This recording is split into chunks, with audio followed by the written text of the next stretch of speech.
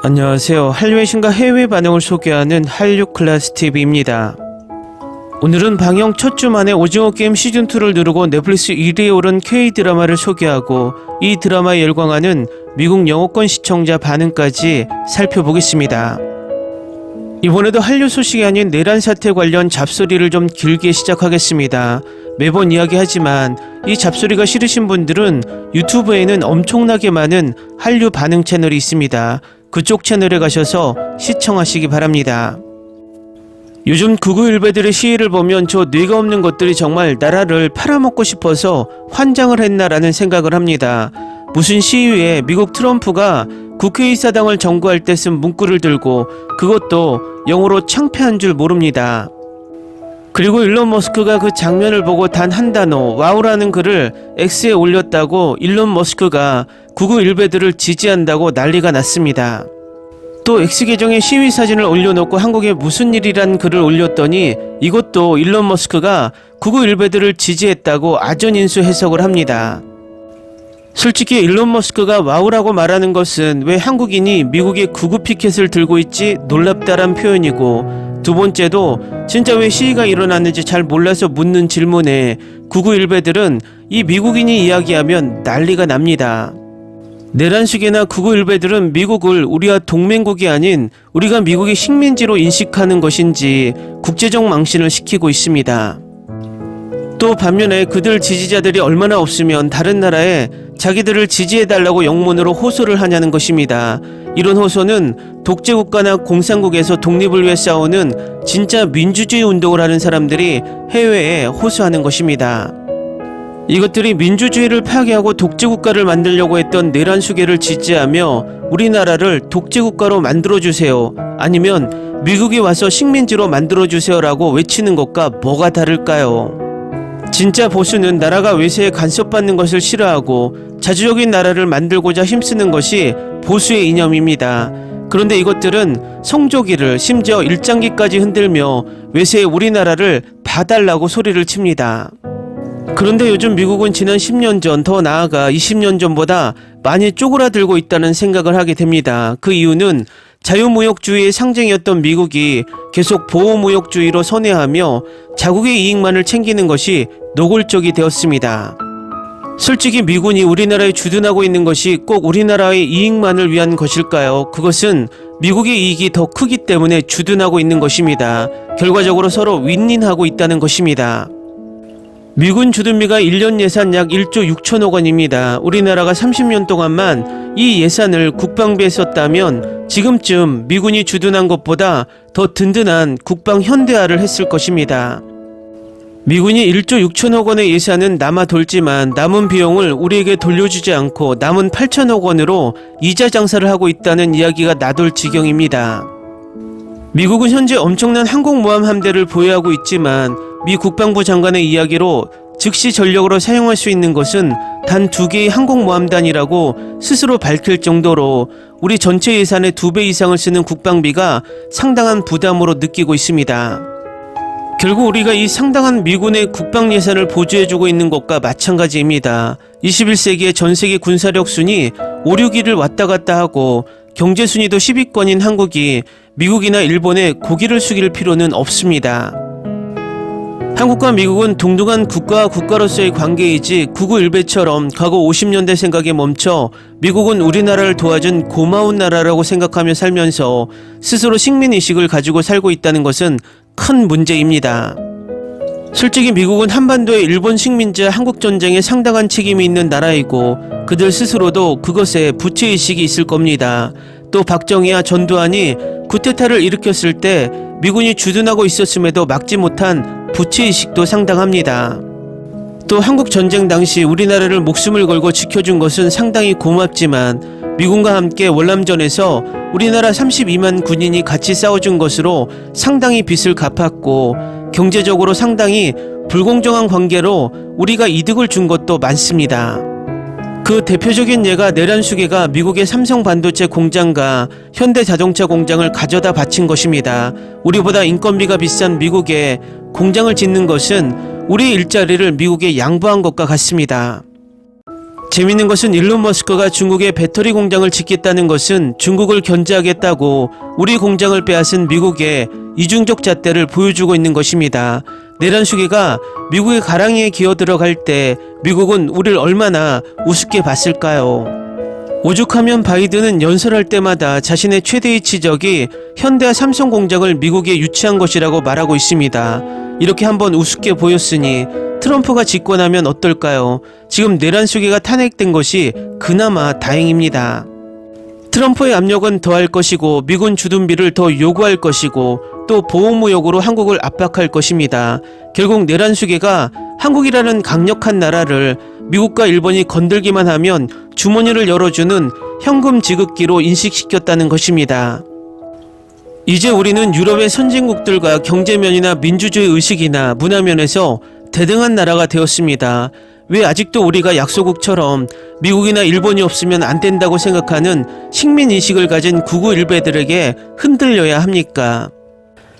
구구일베들은 이런 말을 자주 합니다. 일본이 버블경제 때 까불다 미국이 한방 맞고 KO돼서 잃어버린 30년이 왔다고. 하지만 지금 그 당시 세계 초1강이었던 미국이 아닙니다. 이젠 많이 힘이 빠진 호랑이가 됐습니다. 더 중요한 것은 우리는 반도체 단 하나로 부를 축적했던 일본의 경제 환경과 다릅니다. 가장 중요한 것은 우리에겐 그 당시 일본이 가지고 있지 못한 엄청난 위력을 지닌 한류라는 더 큰 무기가 있습니다. 눈으로 보이는 제조업 생산재가 아니라 한류라는 엄청난 문화적 무기는 하드파워의 힘을 강력히 받쳐주는 소프트파워입니다. 우리나라는 내란 수계 같은 식민사관에 쩌들어 있는 구구일베 집단만 척결되면 전 세계로 한 발 더 나아갈 수 있는 엄청난 잠재력이 아직도 있습니다. 결론은 내란 수계와 그 잔당, 내란의 힘과 구구일베 세력의 척결이야말로 우리나라의 미래 발전에 가장 큰 과제입니다. 각설하고 지금 오징어 게임 시즌2의 초강세에서 강력하게 떠오르는 K드라마가 또 등장했습니다. 이것은 K드라마를 누를 수 있는 드라마는 지구상에 오직 K드라마밖에 없다는 것을 증명합니다.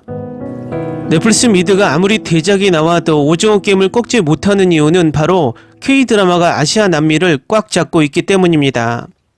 히트맵을 봐도 신작 K드라마 별들에게 물어봐가 아시아와 남미를 장악하기 시작한 것을 볼 수 있습니다. 넷플릭스가 오리지널이 아니라 홍보를 하지 않아서 그렇지 입소문으로 이 드라마는 더 흥행할 것으로 보입니다. 다음은 별들에게 물어봐를 시청한 미국 영어권 시청자 반응입니다. 이민호가 다시 가벼운 쇼에서 나오는 걸 보니 너무 좋다. 캐릭터들 간의 농담이 재밌다. 새 엄마를 더 자주 보고 싶다. 나에게 이들은 최고의 조연 배우들 중 일부다.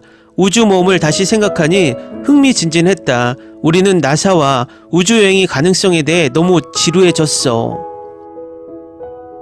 첫 두 에피소드를 본 후 저는 빠져들었습니다. 이민호는 섹시하고 재밌고 여전히 죽을 만큼 아름다우며 공효진과의 케미는 너무나 자연스러워서 그들의 관계가 발전하는 모습을 보는 것은 재밌을 것입니다.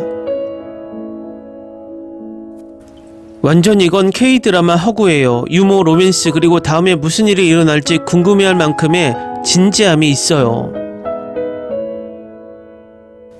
별들에게 물어봐는 혁신적인 줄거리와 그것을 생생하게 보여주는 훌륭한 출연진으로 꼭 봐야 할 작품입니다. CGI와 촬영 기법은 할리우드 영화 특히 첫 회는 필적합니다. 방금 일화를 다 봤어요. 이번 시즌이 이번화만큼 좋다면 우리는 즐거운 시간을 보낼 수 있을 거예요. 스토리가 어떻게 전개될지 기대가 됩니다. 모든 배우들이 정말 잘 연기했고 물론 제가 가장 좋아하는 이민호도 항상 그렇듯이 굉장해요. 이 드라마 너무 재밌어요. 아직 2편만 봤는데 스토리라인에 벌써 푹 빠져버렸어요. 주인공들은 감정적이고 촬영은 아름답고 갈등이 펼쳐지기 시작했어요. 다음 편이 너무 기대돼요. 첫 번째 에피소드는 높은 기준을 설정하여 기피와 유머로 캐릭터를 소개하고 다음이 무엇인지 기대하게 만듭니다. 단순히 우주에 대한 이야기가 아니라 인간의 연결과 사랑에 대한 이야기입니다. 시각적 효과는 놀랍고 주연들 간의 케미는 보는 것만으로도 즐겁습니다. 정말 좋았어요. 너무 좋았어요. 유머도 좋았고 비하인드도 탄탄해요. 기대하고 다음 에피소드도 기다릴 수 없어요. 이민호 내 심장을 훔쳤어요. 스토리 퀘스트 촬영이 최고 수준입니다. 플롯이 어떻게 전개되는지 보기가 기대됩니다. 그리고 물론 이민호는 평소처럼 훌륭했습니다. 민호는 훌륭한 배우이고 그는 팬들을 결코 실망시키지 않습니다. 저는 나머지 스토리를 매우 기대하고 있습니다. 100% 블록버스터가 될 것입니다. 결국 민호의 시리즈이기 때문입니다. 그는 최고이고 믿을 수 없을 정도로 매력적이에요. 스페이스 미션 촬영이 굉장해요. 방금 출시된 에피소드 1만 보고도 엄청 기쁘고 뿌듯해요. 보기 좋은 드라마입니다. 이민호가 다시 한번 일어나 다재다능한지 보여줍니다. 칭찬합니다. 대단해 이민호. 공효진과 케미가 넘쳐나. 촬영 너무 좋아. 이 드라마는 정말 훌륭해요. 출연진과 스토리부터요. 다음 에피소드가 기대돼요. 주연들의 케미가 좋아요. 스토리와 너무 잘 어울려요. 다음 작품도 기대되네요. 역시 K드라마를 이길 수 있는 드라마는 K드라마밖에 없다. 대박이다. 전설적인 선수가 모든 사람이 즐길 수 있는 드라마로 돌아온다. 제가 본 몇몇 부분은 볼만한 가치가 있었고 코미디는 최고였습니다. 댓글 반응 잘 보셨나요? 첫 2회 만에 왜 넷플릭스 순위에 진입했는지 바로 알 수 있는 반응입니다. 항상 아쉬운 것은 넷플릭스는 오리지널이 아닌 K드라마를 일부러 죽이는 경향이 있습니다. 절대 예고편 홍보를 하지 않습니다. 특히 미드를 앞지르려고 하면 상당한 견제를 합니다. 만약 이 드라마가 넷플릭스가 아닌 국산 글로벌 OTT로 정당한 광고와 예고편 홍보만 있었다면 더 많은 K드라마 시청자들이 볼 기회를 얻을 것입니다.